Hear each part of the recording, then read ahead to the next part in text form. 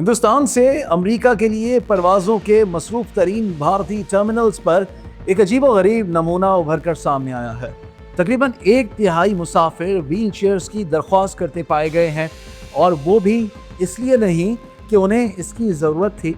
बल्कि इसलिए कि वो जानते थे कि ये शॉर्टकट उन्हें हजूम से निकालकर जल्द तैयारे पर सवार होने में मदद देगा। अब एयरलाइन के अमले के लिए ये ड्रामाई नज़ाकत का रोज़ाना का थिएटर बन चुका है, क्योंकि सेहतमंद मुसाफिरों को व्हील चेयर्स फराहम करने से वो लोग जो हकीकी तौर पर इस सहूलत पर इन्हिसार करते हैं, खामोशी से कतार में खड़े होकर अपनी बारी का इंतज़ार करने को कहा जाता है।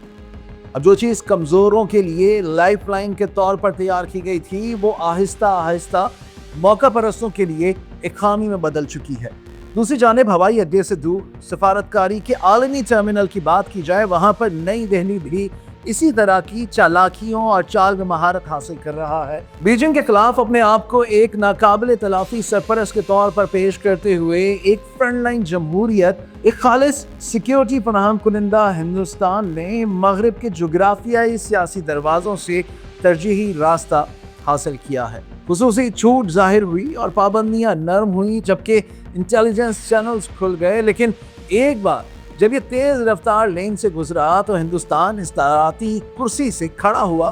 खुद को धूल चटाकर और स्ट्रेटेजिक खुद मुख्तारी के अपने ही मानूस मौक़िफ़ को दोबारा शुरू कर दिया। अमेरिका और कनाडा में हिंदुस्तानी सरगर्मियां सिफारती उसूलों से मुतसादम हुई, तारकीन वतन की सियासत में मुदाखलत, बास कम्युनिटीज़ की निगरानी या फिर बैरून मुल्क अफराद को निशाना बनाने वाली कार्रवाइयों के बारे में कनाडा और अमेरिका दोनों ने भारतीय सरगर्मियों को रिपोर्ट किया है। उधर नेपाल और बांग्लादेश की सियासत की बात की जाए तो सियासी बिसात पर हिंदुस्तान की शातिर चालें हद से ज़्यादा जारहाना रही हैं,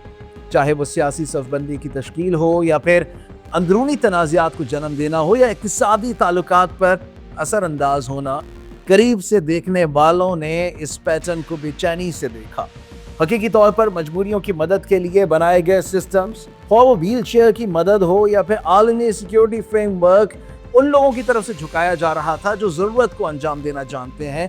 और उधर हवाई अड्डों पर नाराज़ हाजरीन ने हमदर्दी को इंसाफ के साथ मुतवाज़न करने की कोशिश की, जबकि इधर सिफारती हलकों में पॉलिसी साजों ने इस बात पर बहस की कि कवायद पर मबनी ऑर्डर कब तक जिंदा रह सकता है अगर उसके अपने कवानीन को मुंतखब तौर पर ताकतवरों के लिए छोड़ दिया जाए और हमेशा की तरह कोई लाइन के पीछे खड़ा इंतजार करता रहे। यानी वाकई माजूर मुसाफिर गेट पर लेट गए और ये सोचते रहे कि उनकी बारी क्यों नहीं आई, क्योंकि छोटी रियासतें जो ममालिक के मुसावी सलामती की ज़मानतें और पेशगोई के उसूलों के ख्वाहां हैं, उन्होंने खुद को आलमी कतार में मजीद नीचे धकेल दिया, क्योंकि उन्होंने देखा कि हिंदुस्तान तरजीही रसाई के मराद से लुत्फ़अंदोज़ हो रहा है, जबकि बहुत सारी जिम्मेदारियों को जो उसके साथ होनी चाहिए थी, दीगर को एक ऐसी दुनिया पर जाने के लिए छोड़ दिया गया है जहां अब कमज़ोरी शर्त नहीं थी बल्कि कारकर्दगी थी।